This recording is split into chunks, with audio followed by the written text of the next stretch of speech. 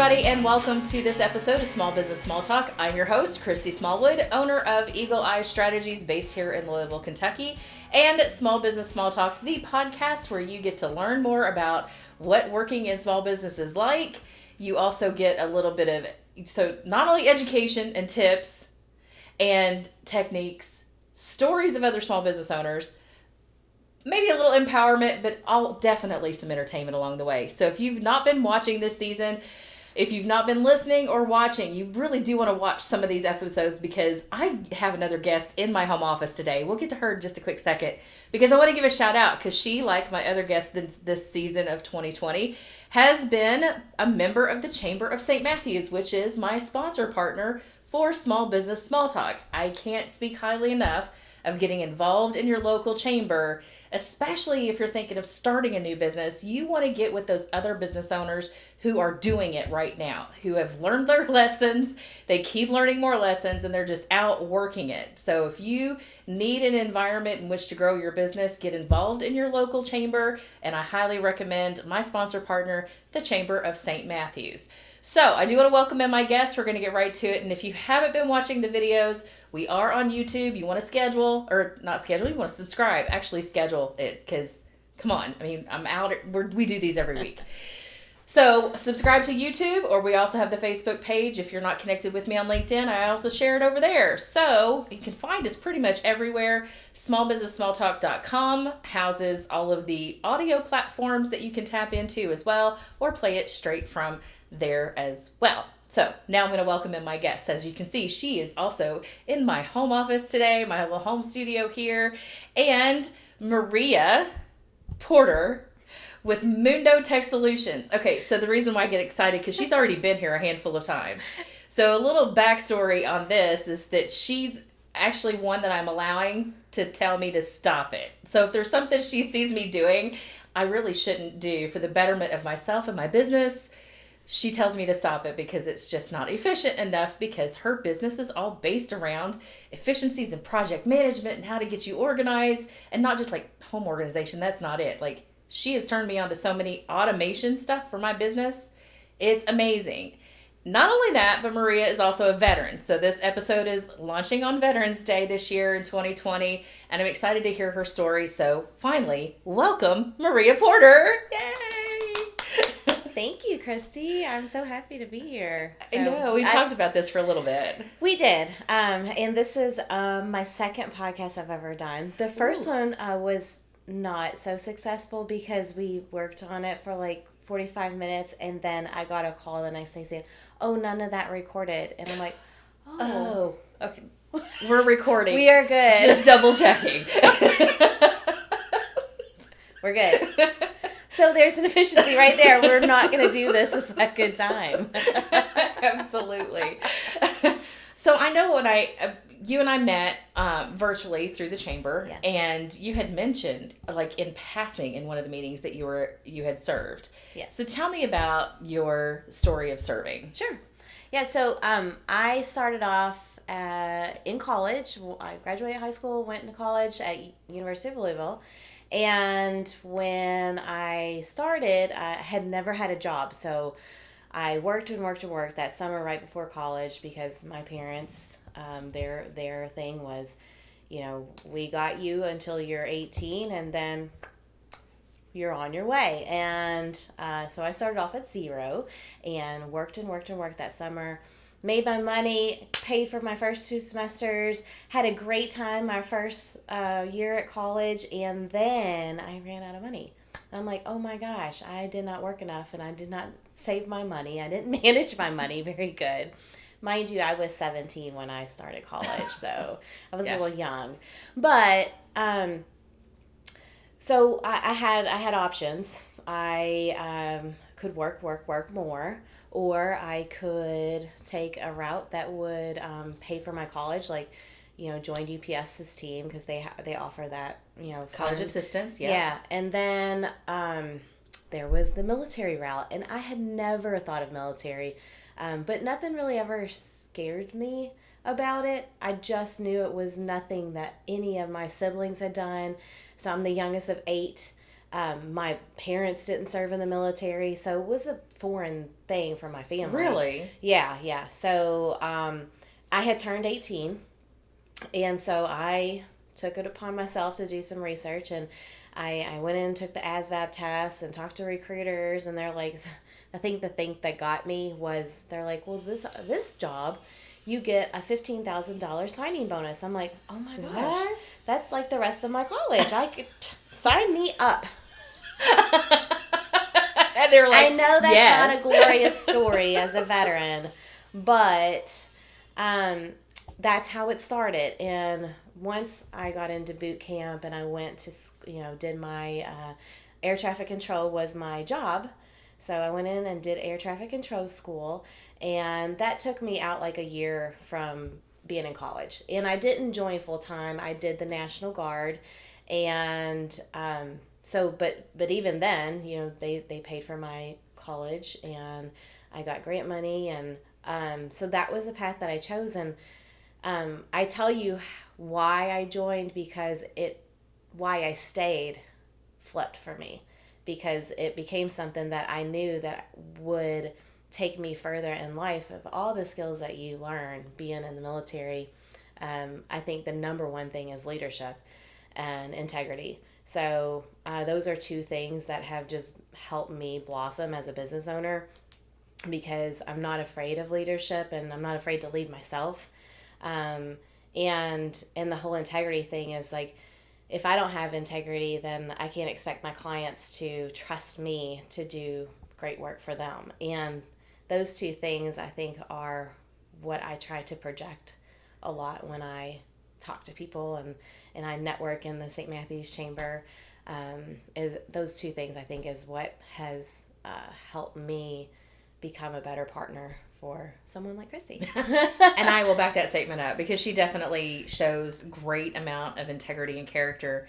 And not just that, but it's like you know what you know, and you're very confident about that as well. And so how long did you serve in the National Guard? Yeah, so I was in for 8 years. I did air traffic control in the Army for 2 years, and then I had some life changes. My military unit was in Indiana, because I had plans to possibly transfer to college in Indiana. Life happened. That didn't go down, so I stayed at U of L, which meant that I needed to then transfer to a Kentucky unit so my college could continue to be paid for. And so I transferred from Army to Air National Guard. And so I stayed into the Air National Guard for 6 more years. So 8 years total. 1 week in a month, 2 weeks out of the summer, I got a trip to Hawaii. I mean, it was on a cargo plane, but I mean, I went to Hawaii and was there for 2 weeks and got paid, and met wonderful people, and just learned new skills and how different units do their work differently. So tell me, because I know there's a group here. There's a national group called Bunker Labs. Yes. Yeah. Yeah. I have been helping off and on with that group here locally. And of course, with the COVID season, and they've done some shifts, right? Like every other organization. But I know with a lot of those guys and a handful of gals, let's face it, numbers play out. Spouses there involved too. Yeah. I know I've heard a lot of great stories, but one of the biggest challenges that they've had, because most of them are full-time, is transitioning from the military mindset to a civilian way. So how did you, because as a National Guard person, you're not like military 24/7. Right. How did you manage going back and forth on a consistent basis from, one mode to the next? Well, I guess I'm at an advantage, and maybe most, guardsmen would feel that way, because like you said, it's not 24/7 in the military. And just having my college background before I even joined the military, and then staying in college, and I took business classes. So I felt like it was an easy transition for me, and it wasn't that I did air traffic control and then I did personnel, which was basically managing the profiles of anybody that was in the Guard or in the Army or Air National Guard. And so with the particular job that I had, I felt like those skill sets that I had to do in my job just transferred easily. And I think that there's a lot more help out there, like Bunker Labs, that helps anybody in the military transition those skills into a civilian life. Because I tell my kids all the time, I'm like, you can go to college and get a very general idea of what you want to do from a business perspective, or you can join the military too, and you'll be very skilled at something specific. And like I said, why I joined and what kept me there, those soft skills that you learn being in the military, and then if you carry them on, like the leadership skills and the integrity and just working as a team, those things I feel like you don't learn as much being in a school setting, especially in college. Yeah, right. It's kind of like you're all about you. You're just trying to get through college, and some of us, like myself, chose to raise a family during college too. So that's a whole nother podcast. So hang on, but just a quick note. All right. So not only, young, female, college, military, and family. Yeah. All at the same time. Yeah. Sure, why not? Why not? This is water. It really is. We've joked before on different podcasts on the whole everybody needs a drink every once in a while. And we've already joked about we probably should have Fireball during this podcast. Hey. We didn't. Maybe after. We'll see how this goes. When you put it like that, I feel like, I look back and I'm like, oh my gosh, how did I do that?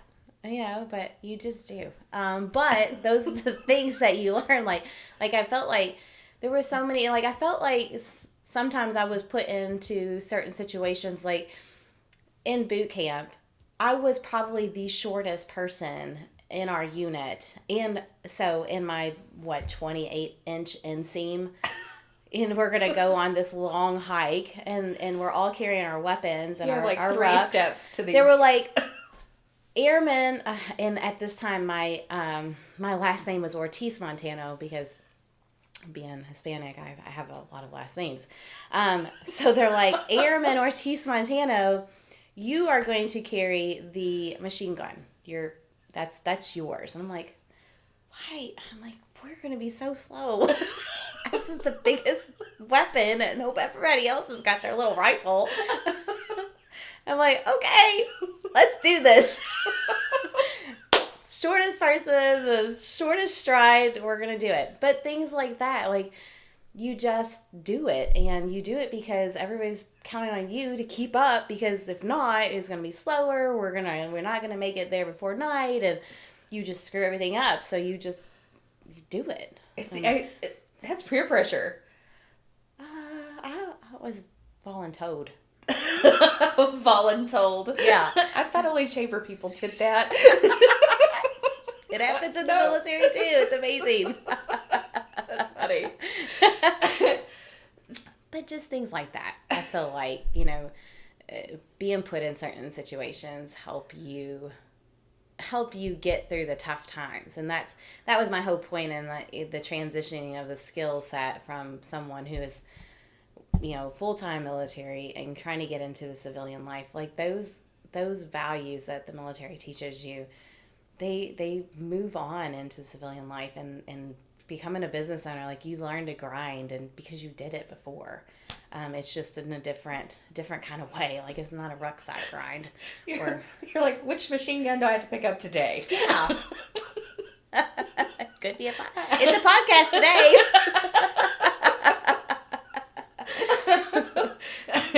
Yeah, we may not be running the gamut of it. It's the gamut. The gauntlet. We're not running a gauntlet of things. But yeah, sometimes podcast, feeling like you're speaking in front of a group can be very intimidating for people. Mm-hmm. It's one of the worst things ever for most. Yeah. But Not for me. I absolutely love it. I'm one of those crazy people. With it as long as she's right here next to me. Don't We're leave good. me. Don't leave me. Okay. So I do want to Sorry. watch our time. Okay, we're good because I already know this might get out of hand. Who knows? So tell us. All right. So you've transitioned from being the everything to it. Honestly, it sounds to me like you just took the military and and switched it out with a business of your own. Yeah, well, I mean, I only did the military for 8 years, and at that point, that put me in, like, not even at my 30s. So, It was a lifetime ago. yeah, I feel like it. But so after that, I think is when I stumbled upon project management, and I had no idea that project management was a thing. Uh-huh. And I probably, I guess this was 12 years ago. I did marketing in college. Like, that was my degree. Oh, I'm sorry. And international business. I got a minor in that. Yeah. Because I was going to do nothing with it. So marketing was my thing, and I thought, oh, you're supposed to sell things, Maria, because that's what marketing people do. You sell, and you learn how to sell, and you help people sell. I'm terrible at sales. And I was waiting for it. I was tried for like 10 years. No, not 10. It felt like 10. Yeah, I felt like 10, but it's probably only 5. And I was terrible at sales. I have a soft spot for people, too soft to when you tell me no. Okay, bye. I'm not going to be able to feed my kids tonight because I don't know how to ask you 2 more times. My integrity's getting in the way. I know you don't need this product. They just want me to sell it to you. That was the thing, though. I used to sell appliances to small mom and pop shops in the Southeast region. And I had this guy, and, he was selling like the regular GE Hot Point. And to maintain his pricing, he had to like buy this Monogram or Cafe line. And I'm like, he's never going to be able to sell that. Why would I want to sell that to him? Like, that he's going to sit on his floor and that might be, the dinner for his family. Right. And I'm like, that's just where my heart went. And I'm like, I can't, this is not for me. Am I fired? And and me being the person I am, I'm very transparent, if you can't tell. And so I'm transparent with everything. And it was a disaster for me when it came to sales. And so I didn't last very long. And being in a networking opportunity, I was asked if I would like to try to coordinate projects for a company. And somebody was going to take me under their wing, meaning they were going to tell me exactly what I need to do and when to do it and how to do it. And I'm good with taking direction. Like, I've learned really quickly. I can take direction and I can run with it. And when you tell me that I messed up, okay, well, tell me how to fix it and I'll fix it. And You were in the military again. Yeah, so I learned how to take orders really well. That and push-ups. We won't go there. Like, are you still good at push-ups? Oh, no. Okay. Yes. Sure. No, I'm not. I'm terrible at them. I need to get back at that. That's another podcast. Totally separate. Totally separate podcast. But where I was going with that is that so project management coordination kind of fell into my lap, and I blossomed. And I never, like I said, I never knew that it existed. I never knew what it was, and lo and behold, I was doing it, and they were like, you're good. Like, you're going to, like, now own your own projects. And, that was, like, within a year. And I made a post not too long ago on LinkedIn about how, for me, like, I never knew how to shoot a rifle, but, within 2 days, I was shooting 40 out of 40, and I never knew how to do air traffic control. But after 4 months, graduated top of my class and knew how to control air traffic. And sales is the only thing I can't say that for because I'm not good at sales. But when it came to project management, like somebody told me how to do it and I just was a sponge and I just took off with it. And then I realized, I'm like, oh my gosh, I do this every day of my life. So Chrissy didn't say this, but my husband and I have a blended family and we have 6 kids.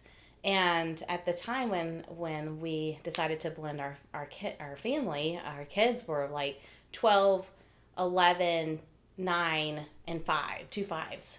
And then we added another one in like 8 years ago. And 2 5s do not make a 10 in a family. Like 2 5s are 2 5s. Oh, right, yeah. 2 5-year-olds.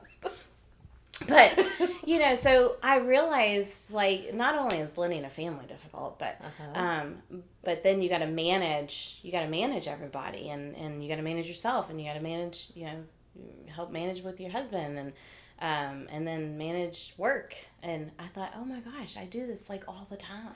Okay, I'm going to digress this for a second. Yeah. Have you ever seen that movie, his, Yours, Mine, and Ours? I think that's it. Yours, Mine, and Ours. There's 2 versions of it. One was done in the 80s, but the other one was Lucille Ball. I've not watched it, but people say that that's us. It is, you guys. Why else did I say it? Or the Brady Bunch. Yeah. Right, because he was in the Navy and he specialized in organizational systems. Oh, right. And he put the entire household on like this color coordination system. She just said she's done that. Time slots for the bathroom. You get your color is your things. Oh. Like yeah. I mean, that's taken it to a whole nother level. I didn't manage like that. But you should totally watch the movie. I know. I need to watch it now because I won't. And watch the original. I will say now this is how I could have been to the kids. Yes. This is me not being like that. Now their numbers were like twice yours, so they had a lot of chaos going on in this family. But it's based on a true story. Yeah. On a true couple that did all this, and so that's what that reminds me of. Yeah. That much blending. Yeah. Takes a ton of organization. It does. But it's so fun. And I'm probably digressing a little bit too because I'm thinking about how fun it was when they were younger, and now they're, this is 10 years ago. How many of those drive on their own now? Oh, I got 2 on the verge, and I can't even get in. If anybody knows how to get in to get them to take their permit test, I can't figure it out. Like, so I have 2 that are 16 that have not even taken the test because I can't get them scheduled. Like, so. Do they want to be scheduled? Yes. Okay. Yes, it's just it's a system problem. Okay. I don't know if it's my system problem or the system problem. But no, so we have 22, almost 21, and almost 19, and they're kind of doing their own thing. They're figuring life out, just like all of us. And then there's the 2 16-year-olds, and then the 8-year-old. So yeah. We're almost going to be amazing because when those 2 can start driving, like I stop being taxi cab driver or whatever you are when you do that. Oh my gosh, what are you guys going to do when those you're like I'm not going to the grocery store anymore. I know that. Hey, groceries need to get picked up. I've already ordered it. Just pull in. They'll put it in the bag. You know me. I'm all about efficiencies. I'm like, and that saves me money too because I won't go in the grocery store. Oh, I love these. Mom, can I have? Yes. No, none of that will exist anymore. Go get the groceries and bring them back and then put them up. No, and then put them up. Yes. Yeah. Okay, so kids organized, the family's organized. You've developed this whole love of project management out of the blue. Yes. Now you found, it's like the skies opened up and you had that, Yeah. Well, because I'm one of those people that will say something in front of a group because nobody else is saying something because they're not really sure where to start off, like planning wise. I'm like, well, I think this is what we're supposed to be doing, and the way I see it is blah, blah, blah, blah, blah. And then that makes people in the room like, no, that's not what I heard. And I think as soon as people start doing that. Popcorning, yeah. Yes, and that sometimes you need somebody in a room to do that for you. And when there's nobody else in the room to do it, I will step up and do that. I'm one of those people that are okay with not being right. I've become the person that is very comfortable being uncomfortable. Because I'm okay not being the person that's right in the room, because eventually we'll get there. But we're not going to get there if nobody's put anything out there. So you talk about that room situation. I also do strategic planning for groups. That facilitation of being I'm technically at the head of the room, but I'm not the public speaker. It's a whole different experience. It's how do I get this sometimes uncomfortable conversation started so they will feel comfortable about being uncomfortable, to get all of that's in their heads, their hearts out into something usable. Yes. That's what I do as a strategic facilitator, is that kind of experience, so that it's, it's not just planning. It's not just planning at that point. It's just getting it all out into some usable form. Yes. Because my step is that person that then hands it off to somebody like you and says, here, organize that. Yeah. Yeah. What? This is great and all. But who's doing what when? And how much is that going to cost? And how many times do we have to do it? And can we do it faster and cheaper? And those are the things that you're able to take on. Yeah. Okay, so share with our audience, both, I say audio, and visually, how did you transition from, because obviously you did project management for companies. Yeah. But how did you transition what you love to do into your own business? I planned it. Well done. Nice. Good start for Maria. It really was a huge leap of faith, obviously, because I didn't have a nest. I mean, there was no nest egg I was sitting on, and I felt like there was just some writing on the wall to say, Maria, this is your time to be able to pick and choose who you want to help. And I didn't realize how much I loved networking until this happened, because all my friends were in my company. I didn't have to figure out who I was going to work with and who I needed to work with. And so networking is great social time.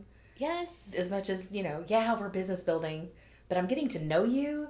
Yeah. Whether or not I like you, and like, do I want to have you on a podcast kind of thing? Do I want to sit here for a whole hour getting deeper into who you are? There's all kinds of stuff. And it really is like with the Chamber of St. Matthews, we have this regular Friday morning thing called Coffee Chat. I have been a part of those before, and they are amazing. It's hilarious because if anybody that's brand new at this point into the year that comes into Coffee Chat, they're like, what in the ever-loving hell have I just got myself into? Because we theme them, we've started having a lot of fun, and we've all become really great friends. And it would be amazing to see on paper how much business we have passed around. Oh, absolutely. Just from that. Yeah. With the slightly intentional, unintentional after effects of having a point of, a safe environment to just open up, be yourself, be a little silly. We all take what we do very seriously. This is one of my favorite things. I take myself very seriously as far as what I do. Yeah. But there's no need to take like yourself seriously. Yeah, absolutely. Yeah. And I felt like I was in that kind of a rut, being in corporate and under, structure that wasn't developed by myself. It was someone else's structure, and it was, someone else's environment that they wanted to portray. And sometimes I wasn't really gelling with it, or and it happens, right? Like, not every company is for you. And that's a lot to say about culture in a company. Yeah. As well. Your systems and how they function are affected by the people who work them. And if, you're not really, like you said, gelling with everything, then time to do something different. Right. And I think that's where I felt like the writing was on the wall. I was performing projects that didn't make sense. Oh, but okay. And it wasn't for me to make that decision. I just had to execute it. And when I felt like I was compromising myself, it was hard. It was a hard sell. Yeah. I tried to sell myself. How long did it take? I lasted for about 1.5 years. But, you know, and half of that was me thinking that, like, I shouldn't be doing this. I should be doing something else. And it's me thinking, like, I know I can help so many other people by knowing what I know, because I have, you know, people that are in my family that are business owners, and I've watched them, you know, simple struggles that I'm like, oh my gosh, like, we could implement one little system and that goes away for you. And so then, you know, I start thinking, I'm like, well, maybe there's a way for me to, like, insert myself temporarily into these businesses.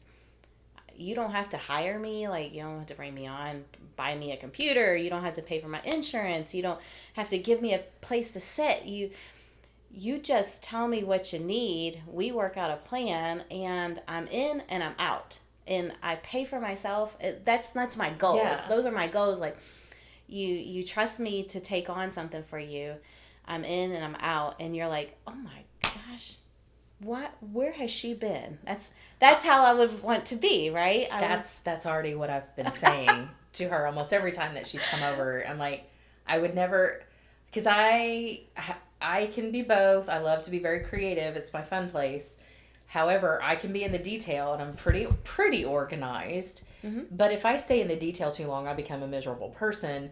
And I'm at a stage in my business when I brought you in that the detail is just way too much. It's overwhelming. It all has to get done. Everything's now important, and it all has to be done now. Right. And so having somebody else that knows systems and processes, you've already looked at my stuff and you're like, why do you do it that way? Like, in a sense of, Stop it. Why did you do this? And I tried to explain it, and I didn't have a great explanation. And she's like, then stop it. Don't do that again. And I'm like, yes, ma'am. I did it in a very non-bossy way. I did it. So, like, do you realize how many people are afraid to tell me stuff like that? Yeah. Well, yeah. Well, so here we there's are. There's that. And so really, you're developing this business because you are 2 years into it now? So I hadn't known my 1 year was in June. Oh, yeah. Damn. Congratulations. Like, yeah, just over a year in June.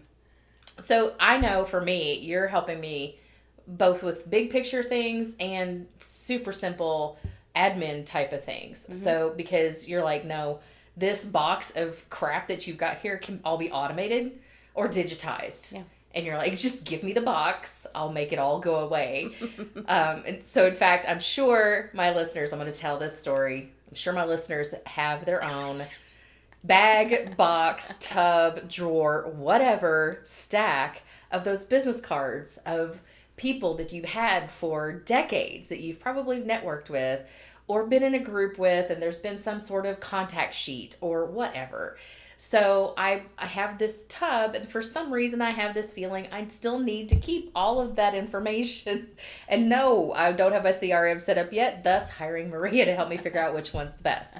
So I'm like, she's like, okay, tell me everything you got. I show her this tub. I tell her the story behind it. She's like, why? And I try to explain, and she's like, do you want me to just take the dog to the farm? And I was like, what do you mean, take the dog to the farm? And I was like, but you don't understand, y'all, those listeners. These are people in this contact list I have not had any conversation with probably in almost 20 years. It's like that. And for some reason, I have moved maybe 6 times since I've started these boxes, and that box just keeps moving with me. And I haven't done anything. I'm totally confessing right now. You are. I've not done it. And so I pull out this box. I'm like, you know what? And I'll be honest about it. Only one person came to mind when I handed off the box. One person out of the entire tub. When I said, yes, just take it, find it a new home. I don't want to know anything else about it. Right? Just go foster the dog somewhere. Take it away. Only one person out of, I don't know how many names are in that box. There's a lot. Because again, 20 years, church groups, other school groups, other things are in there too. And out of thousands and thousands of names, one. Yeah. I was like, what if I ever needed to find that one again? I'm like, that is what Google is for. Yes. Like, if I really needed to find that person Yes. from long ago. We have a way to do that. We have a way to do that. So that's my confession, is even something as simple as that, getting all of your, because data is super important to help Oh, yeah. communicate in sales, marketing and sales. You do that. I gotta be able to have a clean list of where people are. Yeah. And to build from that so I can go deeper with them. Mm-hmm. And I can't get there if they're all stuck in a tub. Nope. They're just going to say stuck in the tub. I'm stuck in the tub. I told her, I said, when I tell you, I'm like, it's like your clothes. If you did not wear that 2 seasons ago and it's still on the hanger, get rid of it now. We ain't touching my closet today. No, we're not doing it. I am not. That's What a is whole that? other podcast. Does this make you happy? I don't do that. Maria Kondo. Yes. Is that it? Yeah. Yes, we won't. We're Does not. this bring you joy? For joy, yes. It did when I had, 50 less pounds on me. It brought me a lot of joy then. We can go shopping again. Okay. Okay, so it could be something, so project management business, because you're looking at not just the business cards, you're looking at technology, you're looking at automation, you're looking at all of this stuff for people to be able to be, like, even somebody like me or medium-sized businesses all the way up. Yeah. You can come in and be that person. I can. And I really, I'm latching on to small businesses and maybe medium-sized businesses. Not so much the bigger fish, because they probably already have their own project management office. And if anything, they would probably just work with, Right. I don't know. I just don't see that as an opportunity for me. I mean, if there are people out there, I'm more than happy to have the discussion. But everybody needs an extra pair of eyes on their stuff. yeah, I mean, it's just like when we were talking about your processes, and I'm like, well, how do we onboard and offboard people and clients and things like that, and do we have it written down? Because eventually you're going to grow, and you're going to want somebody to take on the things that you do, and they can't do that because it's all stuck in your head. And I think that's what I talked about this in the chamber. Yeah, I just want to be able to have that from the Harry Potter thing, Yes. where they just take the wand and pull it out. I've been looking for that wand. eBay, Amazon, Diagon Alley. I can't find it. You are the wand. The wand. It's pen, paper, typing, whiteboarding. So what's been one of the biggest challenges that you've had to overcome? Networking, because networking and balancing staying busy with clients has been me, and that's because I obviously need an income. We need to work, but I'm never gonna grow and get my name out there unless I network. And St. Matthew's Chamber has been amazing for that, with all the opportunities that we have, from things that are very structured to things like the coffee chats, and like you said, like those things are so fun, and you really learn about people. So that right there has I have an opportunity, like I have a platform to do what I need to do. It's just balancing client work and doing the networking. And so I'm trying to basically calendar block for myself. Yeah. If you're not calendar blocking and you're a single solo entrepreneur, start doing it, because it will help you. It will keep you structured into doing that. So that's what I've attempted to continue to do, to plan my week out. Like this hour of this day, or 2 hours of this day, or this week, this is when I'm reaching out to people. This is where I'm going to do a video, or whatever the case may be, however you need to network. I've tried to put myself in those blocks so I can take care of that. I will actually, I love time blocking, and I've been doing that for quite a bit of time. The trick I learned this year is because I also have one of those online scheduling links, where if people want to schedule with me, they just click the link, and whatever works on their calendar, they just set it up. What I've also learned is that if I'm not careful, they will literally pick the exact time that I technically should be on the road, but it didn't chunk out travel time. Oh. And so I'm like, I can't do as technically I can do a Zoom meeting. Technically, I can do a Zoom meeting from the road. However, I don't do Zoom meetings from the road. I get it. Right, because I like to have fun with my, I like to make sure everything's in place before I go in to do a Zoom. And I'm like, okay, invariably they're going to do that. So I've learned to chunk even travel time to and from a meeting that I never really had to do before. Yeah. So, yeah, time chunking is amazing. Plus, I know some people who will, like, back in the day, wash day was on Mondays. Oh, right? Yeah. So they do certain things on certain days, and they've blocked that time out. Mm-hmm. And I'm like, I don't know that I could be quite that structured yet, because what if I don't feel like doing that on that day? I just slapped it over. Edit. Click the edit button. That's now happening on Wednesday. So, okay, I do like to ask my people. Oh, good, we're awesome on time. I always like to ask who have been your biggest influencers in life that have just put into you that you applied back out. Whew, this might get teary-eyed. You wouldn't be the first. We'll just warn everybody ahead of time. Go ahead. It's okay. I would have to say it's my mom. She passed away 2 years ago, and she was. I just saw. It's so funny you asked this. Just a few weeks ago, a month ago, my dad passed away. Right. So, but my mom and I were really tight. I didn't realize how much I was her sidekick. She made me do everything with her. I'm like, everything. I was her plus one all the time because my dad worked so much. And so, and I was the last kid. So, you were the baby. I'm the baby of 8. And so I was her plus one for every wedding invite she got and walk that she, like she signed up for walks and things. And I'm like, I don't want to walk 12 miles at 8. I couldn't imagine asking my 8-year-old to walk 12 miles. It sets you up for that whole military running thing. The military.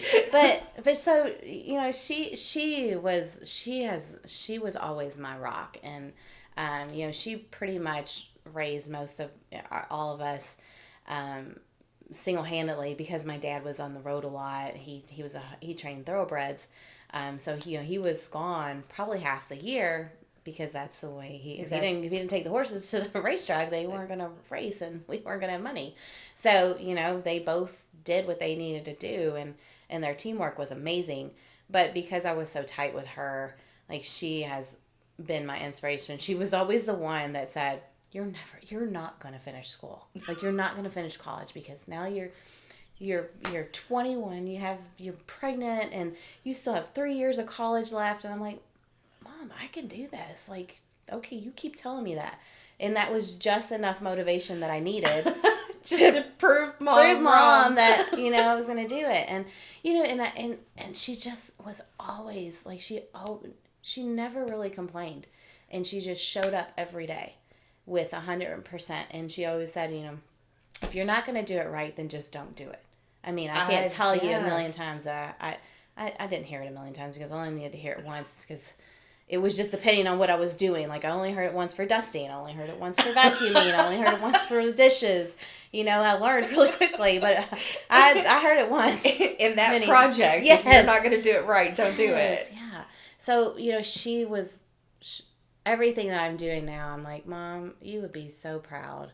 And like, I know, like, she would be so proud because, she just always said, I made her comfortable. Like, I gave her the confidence to, like, she would not go to the bathroom without me. I'm like, you're a grown woman. Especially she had 8 children that always went to the bathroom with her, apparently. Like, so the way that I was able to lift her up, like, she did it back to me and without knowing she was doing it for me. So, like, that's been, like, she's my thing. That's awesome. Yeah. And you're not the first person, male or female, to say my mom. Oh, gosh. Something about moms. Something about moms, man. I'm not sure that's what my kids are going to say. They will later. Much later. It's always after the fact. Yeah. So over the years, what what is the best piece of advice you ever received? Oh. Other than if you're not going to do it right, don't do it. I think, well, I had a coach that told me big things come in small packages. And because I played sports my entire life, and I didn't in college, but in high school I played every sport you could think of. And whether it was, I actually made the team or I just decided to participate because that's just what you did.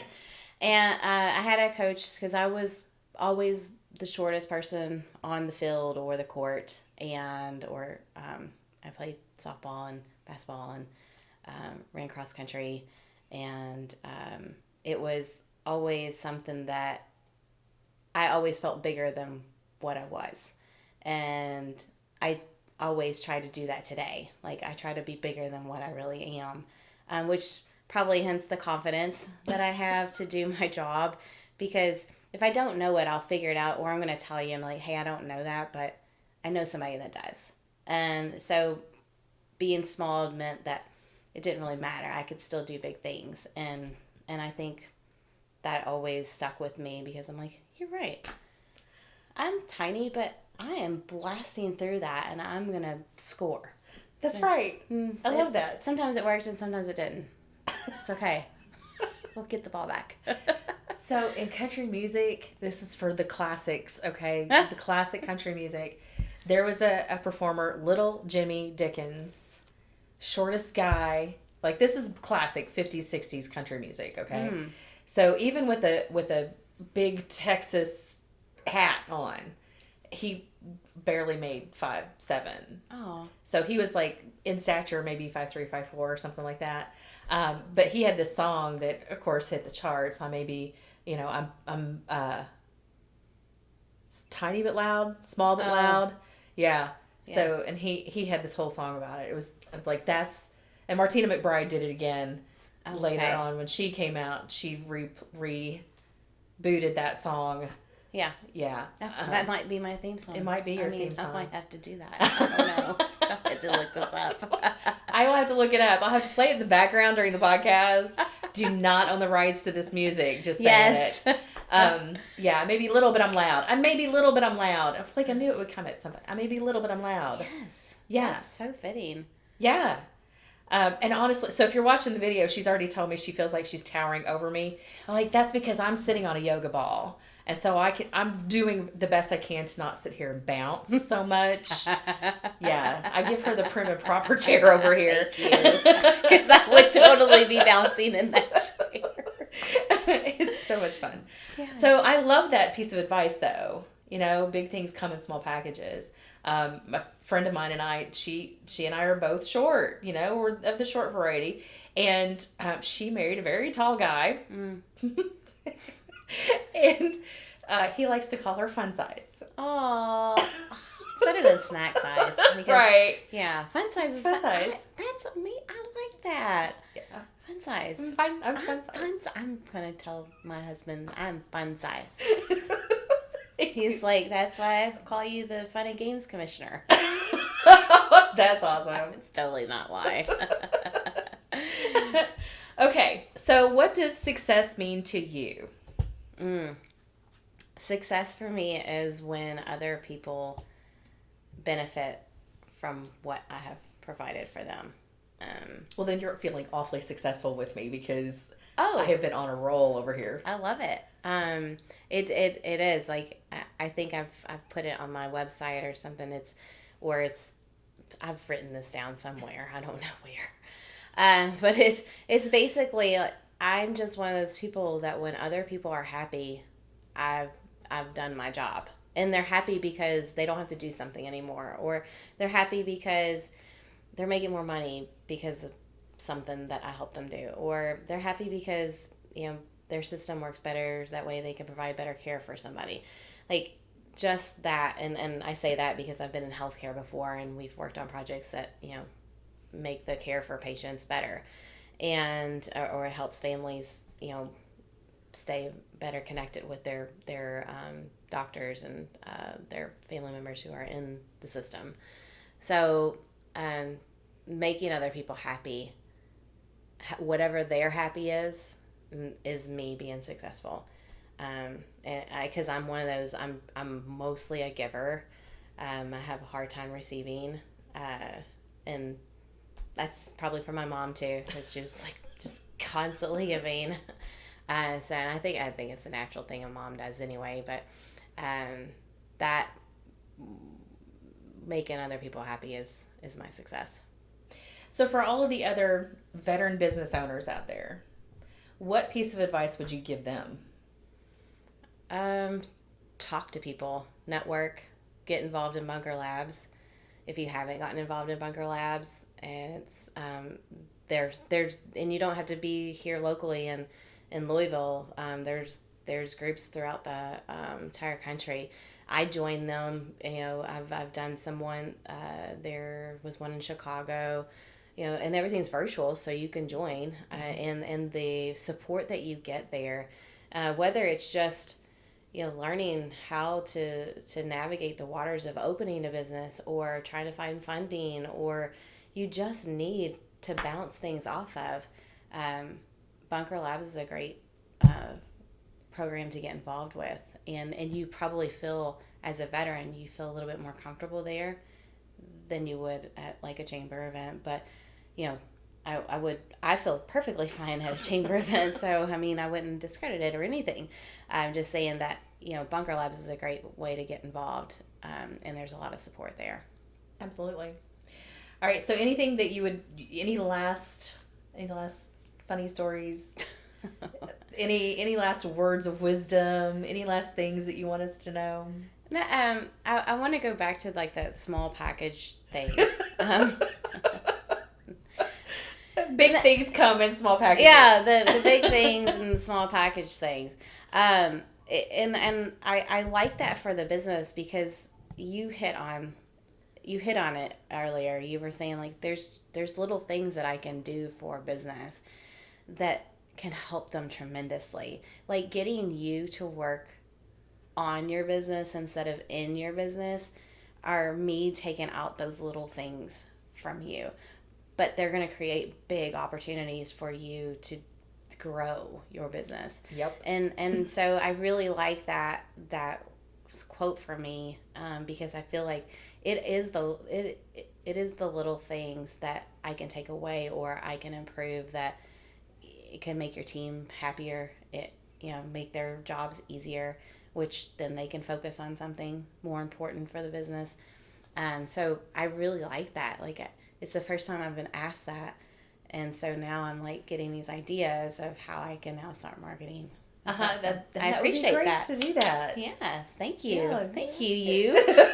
You're welcome. It's amazing how you did that. It's like we had our own strategy session on this podcast. You just don't know. It is a tactic. No, it's me. So anyway. Got me. All right. So with that, I want to thank everybody for joining us today in this episode of Small Business Small Talk. What is the best way they can learn more about you, Maria?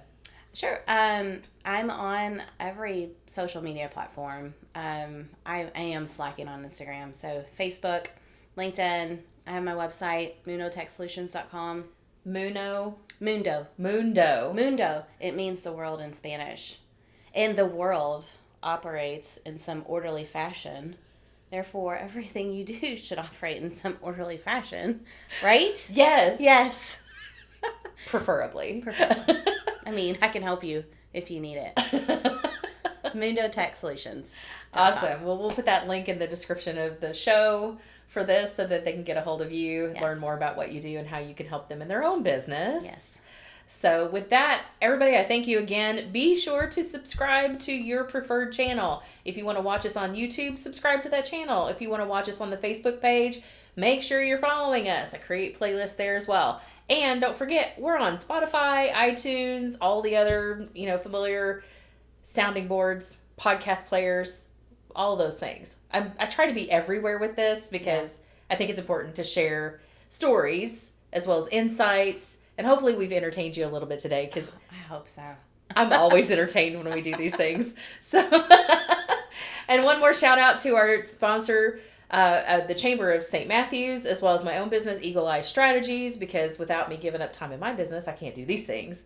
So I just definitely want to give out, I have horrible about that, giving myself a shout out. Yeah.